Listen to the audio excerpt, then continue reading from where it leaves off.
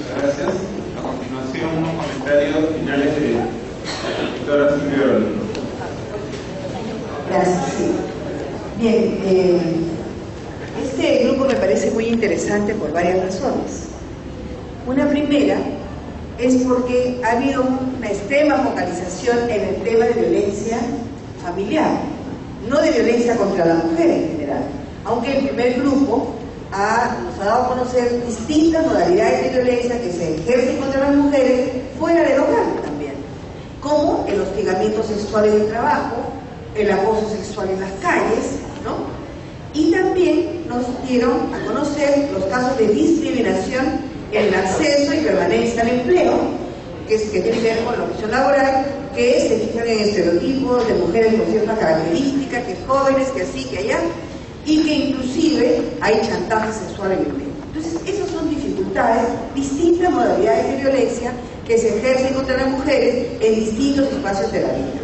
Y esto es bien importante señalarlo porque hay un grupo, una mesa de trabajo que ve el tema de seguridad ciudadana. Y en seguridad ciudadana, uno de los problemas que ha salido es la violencia que viven las mujeres dentro de sus casas, pero también fuera de sus casas, independientemente de la idea, digamos. Hay un conjunto de violencias, por ejemplo, si le roban a un varón, le roban, lo bolsiquean y a veces se defiende mucho de cuchillas. Si le roban a la mujer, lo mínimo que le pasa es que la manosean, ¿no? Hay mucha violencia sexual, no solo dentro de la casa, sino fuera de la casa también, y creo que eso es un aspecto importante a ser señalado. Obviamente, las soluciones son variadas, ¿no? Y eso tiene que ver con por qué creemos que existe el problema. De acuerdo a las Naciones Unidas, ¿no?, y a distintos estudios que se han realizado, la violencia contra las mujeres se debe a la existencia de una disparidad en la sociedad y a la idea de que las mujeres tienen menor autoridad, menor peso, menor poder y por lo tanto tienen que someterse a obedecer a otros grupos o personas. Entonces, dentro de la familia, uno dice, bueno, hay que proteger a la familia, sí, pero hay que proteger, ¿qué familia quiere proteger? ¿Qué familia quiere proteger? ¿Qué modelo de familia? Cuando la familia está formada por alguien que se cree jefe, se cree, digo, porque desde 1984 en el Perú ya no hay jefe de familia, todos somos iguales, ¿no? Y responsabilidades y derechos. Entonces, alguien que todavía se sigue creyendo jefe, que cree que puede ordenar, mandar, imponer, y si no lo obedece, controlar y usar la violencia si es necesario. Cuando hay una estructura familiar así de disparo, ¿no?, cuando alguien manda y el resto obedece, allí tenemos el caldo de cultivo para la existencia de la violencia. Entonces, cuando nosotros decimos que tenemos que fortalecer la familia, realmente lo que tenemos que hacer es fortalecer una relación familiar democrática, respetuosa, igualitaria. Esa es la familia que se requiere para eliminar la violencia contra la mujer. Que también permita a las mujeres un igual acceso a recursos económicos.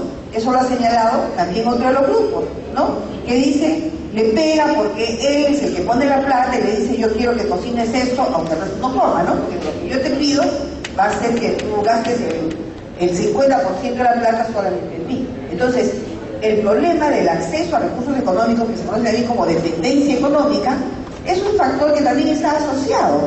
¿Y cómo intervenimos en ese factor? ¿Cómo hacemos que la mujer no dependa económicamente de otra persona? Entonces, cuando hablamos de desarrollo de capacidades, no solamente estamos hablando de capacidades intelectuales, capacidades para opinar, para conocer y moverse en el escenario de la ciudad y de otras relaciones políticas y sociales, sino también capacidades para el acceso a recursos económicos para las mujeres. Y eso no se ha mencionado salvo en el último grupo, que se habló más del tema laboral, digamos, de acceso a recursos. Pero el acceso a recursos económicos es muy importante como un factor para que esas enormes diferencias que hay en las relaciones familiares, o relaciones también entre varones y mujeres, puedan irse acercando hacia una mayor igualdad. Y fíjense que es muy importante que las familias sean cada vez más igualitarias, porque por allí lo dijo, me parece que el grupo 4, que la violencia se traslada de una generación a otra. No queremos, dice, que la siguiente generación, ¿no?, vuelva a tener violencia. El asunto es que la violencia se hereda, se traslada generacionalmente. Y fíjense que últimos estudios dicen no solamente que se trasladan las conductas, se traslada desigualdad en las oportunidades. ¿Cómo así? Los niños, de acuerdo a distintos estudios, de 0 a 3 años, que viven con mujeres que sufren carencias económicas, que tienen problemas de violencia, ¿no?, abandono u otros, esos niños tienen más problemas para que sus neuronas se interconecten unas con otras y por lo tanto pueda desarrollar capacidades de tipo intelectual en la vida. Entonces, cuando hay violencia en una familia, los riesgos no solamente que el niño sea maltratado, sino además que ese niño tenga dificultades en su vida futura. ¿Por qué? Porque no ha tenido el espacio acogedor que requería para su desarrollo adecuado. Entonces, cuando hablamos, y ustedes lo han señalado varias veces, de trabajar en el cambio de relaciones y el fortalecimiento de las familias, hay que siempre decir qué tipo de familia queremos. No hay que fortalecer cualquier familia que esté unida así con intercoach, ¿no es cierto? Sino fortalecer un modelo de familia en el que cada vez haya mayor democracia. ¿Eso qué supone? Que todos, y aquí sí, todos y todas, varones y mujeres, tenemos que trabajar para construir una relación de nuevo tipo. ¿Por qué? Una vez que la mujer exige, dice, bueno, ya exijo eso, pero yo voy a dar esto también. Y los varones, yo doy esto, pero puedo dar esto también. ¿Qué ha sucedido? Que las mujeres cada vez más han salido fuera de la esfera de la casa para buscar recursos, ¿no? Y ahí decían, uy, 8 horas de trabajo, ¿cómo es con las criaturas? ¿No es cierto? Entonces, bueno, hay que ver qué criaturas, y ahí también hay una falencia. Acuérdense que estamos hablando del plan de desarrollo de Lima Metropolitana. Estamos hablando de recursos públicos. Entonces, cuando pidamos, no hay que pedir que las ONGs hagan esto, estamos pidiendo al Estado que priorice en qué va a invertir, ¿no es cierto?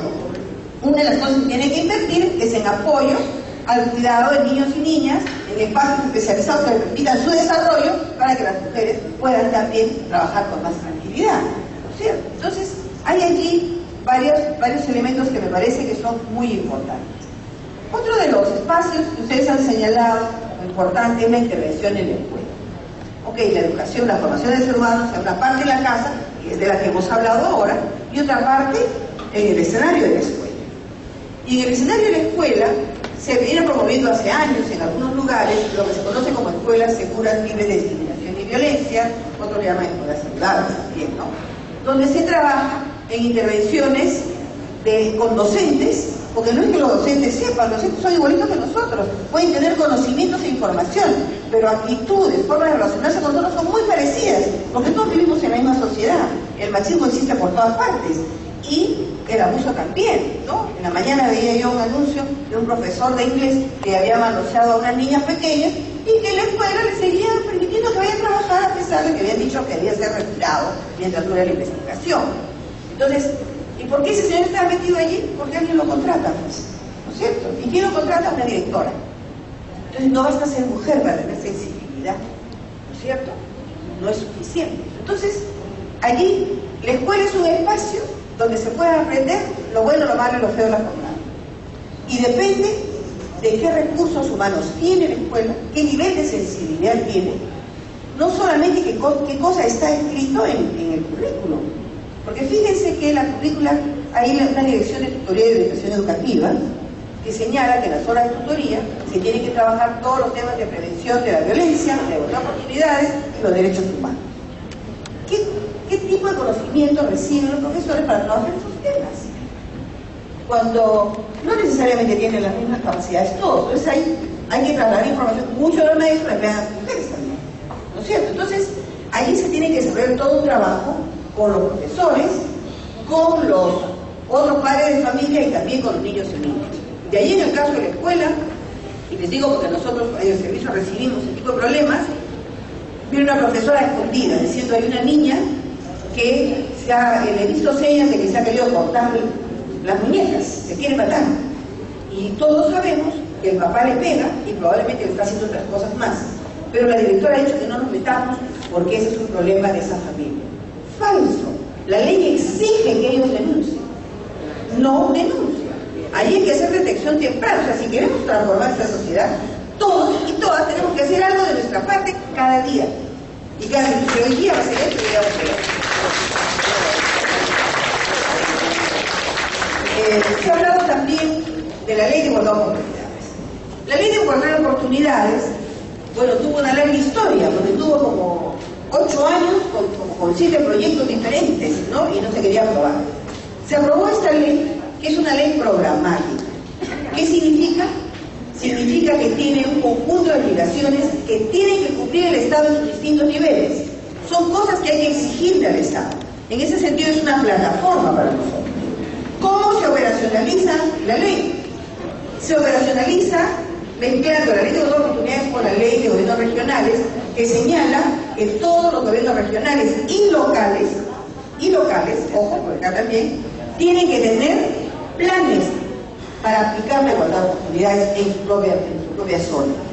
Por ejemplo, ahorita en Villa María del Triunfo están haciendo su plan distrital de igualdad de oportunidades.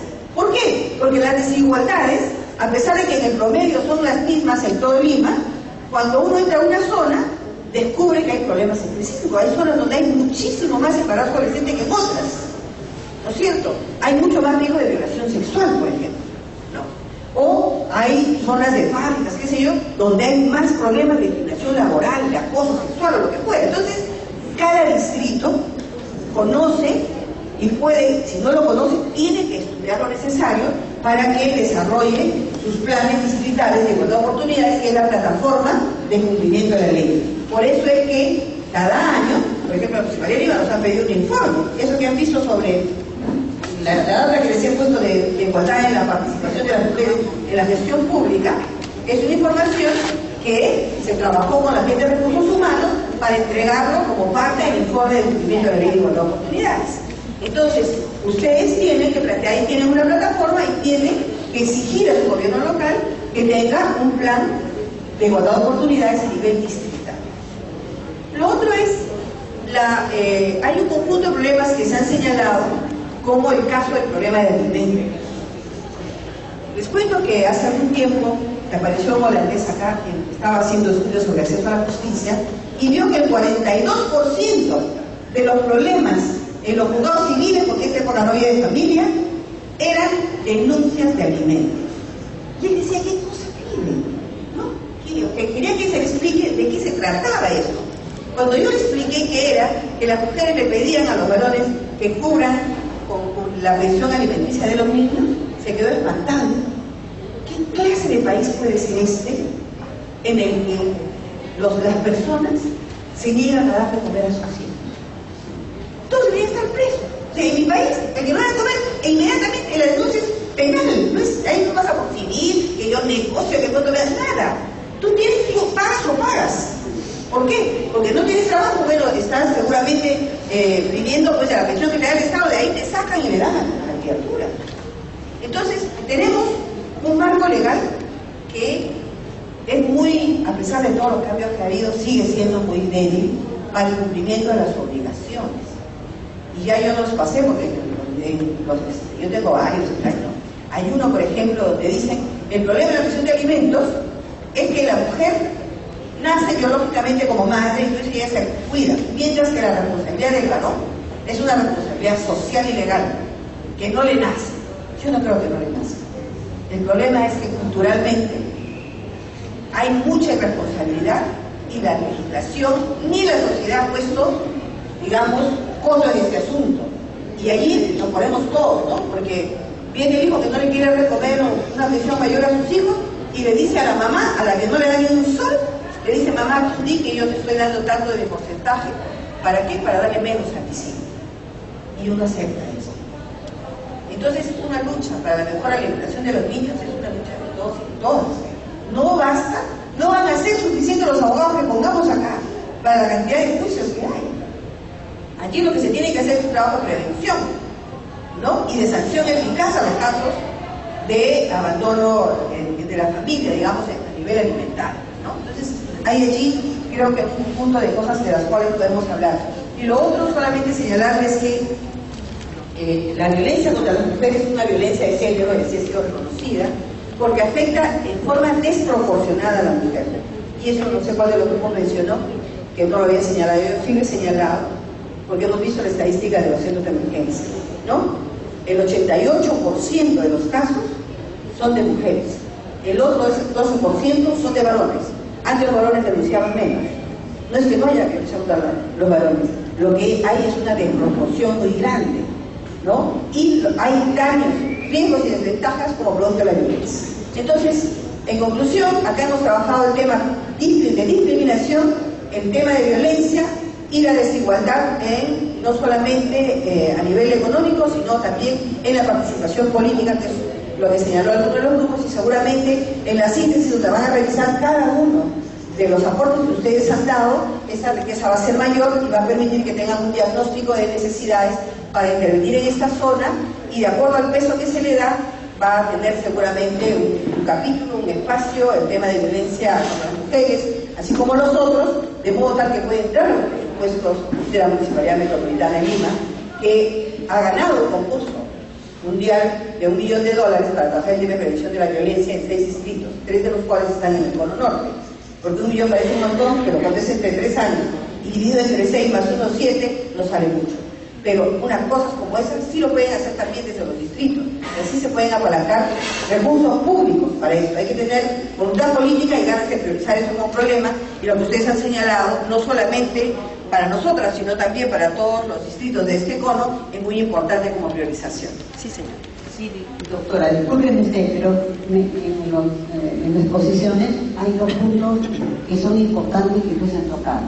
Uno es que cada municipalidad debe ser ordenada por ley, que debe tener unas guarderías, para que así las mujeres adultas y las niñas madres tengan la oportunidad de tener un trabajo, poderse desarrollar. Y el otro punto es que las mujeres no tenemos un espacio donde expresar nuestros problemas y soluciones que las encontramos. Y uno de ellos es que también en los medios de comunicación se dé esa orden, así como tenían en el tiempo de Velasco Alvarado, que los guainos, pues ahora debe ser que la mujer tenga un espacio en cada canal o en cada radio para que pueda expresar su opinión. Muchas gracias. Sí. Bueno, lo que ustedes, yo no puedo repetir todo lo que ustedes han dicho, porque si no, hacemos lo mismo, ¿no? Pero sí es importante, por un lado, el tema de la comunicación es clave, pero siendo los medios en su mayoría privados, ¿no? El Estado tendría que pagar espacios especiales, ¿no? Porque allí eso de contar solamente con la solidaridad de las empresas no necesariamente a uno le resulta poco. Los centros de cuidado infantil no son una responsabilidad de las municipalidades, son una responsabilidad laboral. Por eso es que dentro de las políticas públicas de protección a la infancia, las municipalidades, conociendo las necesidades y reclamos que ustedes plantean, tienen que hacer. Ahorita la Municipalidad de Lima, por ejemplo, está construyendo 6 centros de cuidado infantil.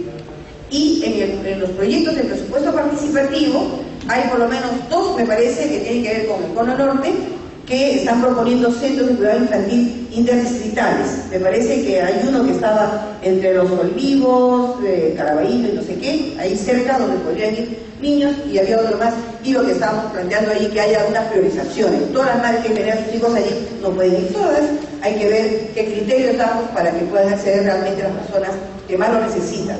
Y lo otro que está pasando, y que es parte de este asunto, es que las mujeres tienen que saber elegir. O sea, nuestra educación tiene que saber también para escoger la pareja adecuada.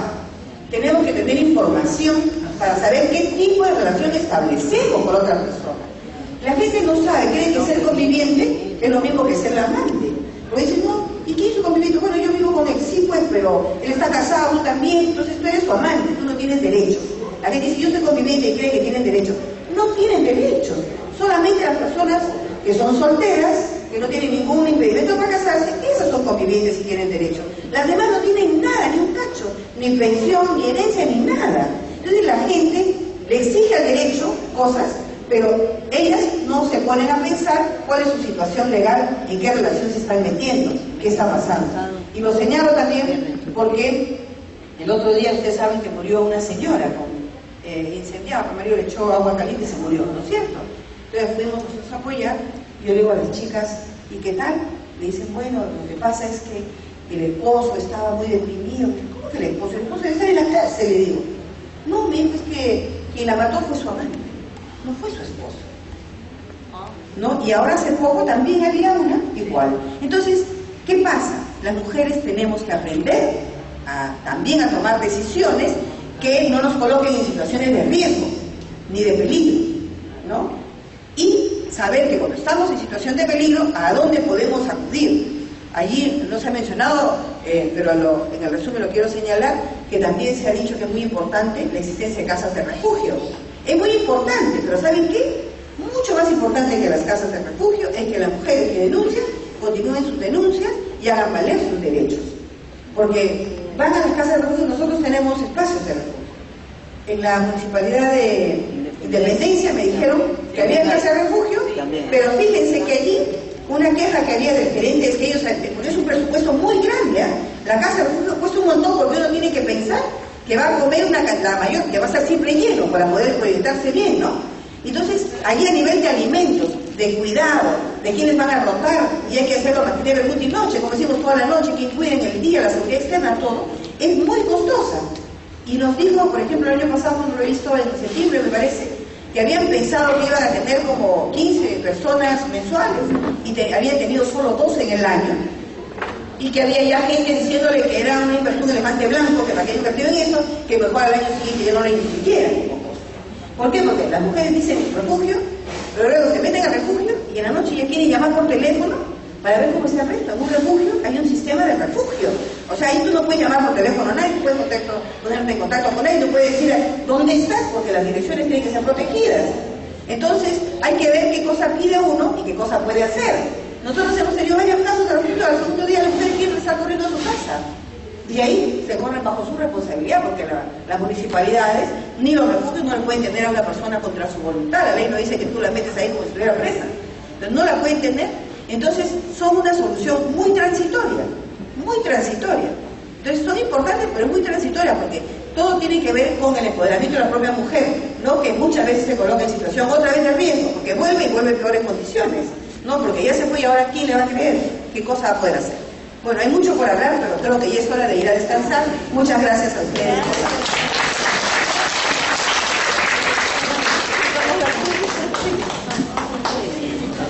Solo recordarles que el día sábado y domingo tenemos el evento en Comas, el evento final de todas las mesas de sport. Están invitados a invitar a todas las personas que lo consideren. Gracias.